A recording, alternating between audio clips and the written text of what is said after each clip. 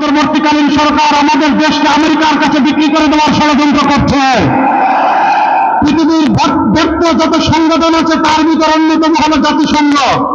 আমরা দেখেছি জাতিসংঘের মানবাধিকার কমিশন গাজার গণহত্যা বন্ধ করতে পারে নাই, জাতিসংঘের মানবাধিকার কমিশন সিরিয়ার গণহত্যা বন্ধ করতে পারে নাই, জাতিসংঘের মানবাধিকার কমিশন ইরাকের গণহত্যা বন্ধ করতে পারে নাই। আমরা দেখেছি পৃথিবীর যুদ্ধ প্রবলিত যত রাষ্ট্র আছে সেই রাষ্ট্রগুলোতে জাতিসংঘ মানবাধিকার কমিশনের নামে পশ্চিমা এজেন্ডা বাস্তবায়নের করার চেষ্টা করে।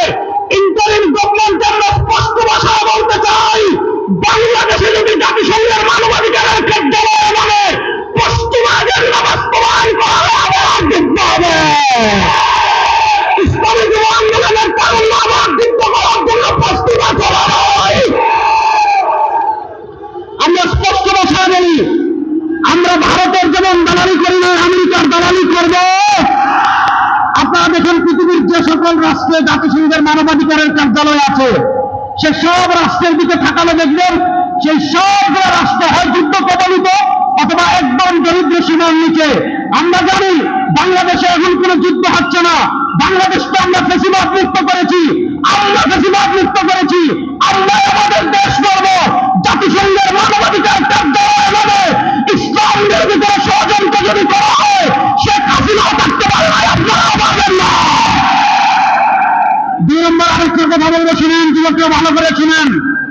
আমাদের বাংলাদেশের 54 বছরের মৌলিক সমস্যা হলো 2টা। এই 2 সমস্যার এক সমস্যা আমাদের দেশে 54 বছরে বাঙালি জাতীয়তাবাদের নামে ভারতীয় বয়ান আমদানি করা হয়েছে।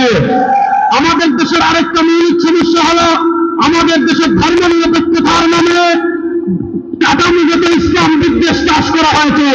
54 বছর আপনারা জাতীয়তাবাদকে দেখেছেন, 54 বছর আপনারা ধর্ম নিরপেক্ষতাকে দেখেছেন, 54 বছর আপনারা মুক্তিযুদ্ধের প্রতিপক্ষের শক্তিকে বলেছেন, ক্ষমতায় দেখেছেন। কেউ খুন বন্ধ করতে পারে নাই, চাঁদাবাজি বন্ধ করতে পারে নাই, টেন্ডারবাজি বন্ধ করতে পারে নাই, দুর্নীতি বন্ধ করতে পারে নাই, দেশের টাকা বিদেশে পাচার করা বন্ধ করতে পারে নাই। আমার বাড়িতে তারা পাথর দিয়ে হত্যা করেছে। ওই খুনি চাঁদাবাজ টেন্ডারবাজকে কি বাংলাদেশের রাষ্ট্র ক্ষমতায় দেখতে চান? আবার তারা বলে বিকল্পকে, আমরা বলি বাংলাদেশের সবকিছুর বিকল্প ইসলাম। এবার ইসলামকে রাষ্ট্র ক্ষমতায় দেখার জন্য প্রস্তুত আছেন না নাই? আমরা জাতীয়তাবাদকে চাই না, ধর্ম নিরপেক্ষতাকে চাই না, সব তন্ত্রমন্ত্র বাংলাদেশে শেষ। এবার রাষ্ট্র ক্ষমতা ইসলামকে নেওয়ার জন্য আমার যুবকরা প্রস্তুত আছে নাই? এবার একটা স্লোগান দিয়ে সমাবেশ শেষ করবো, তন্ত্রমন্ত্রের দিন শেষ, ইসলামের বাংলাদেশ। তন্ত্রমন্ত্রের দিন শেষ, ইসলামের বাংলাদেশ। তন্ত্রমন্ত্রের দিন শেষ।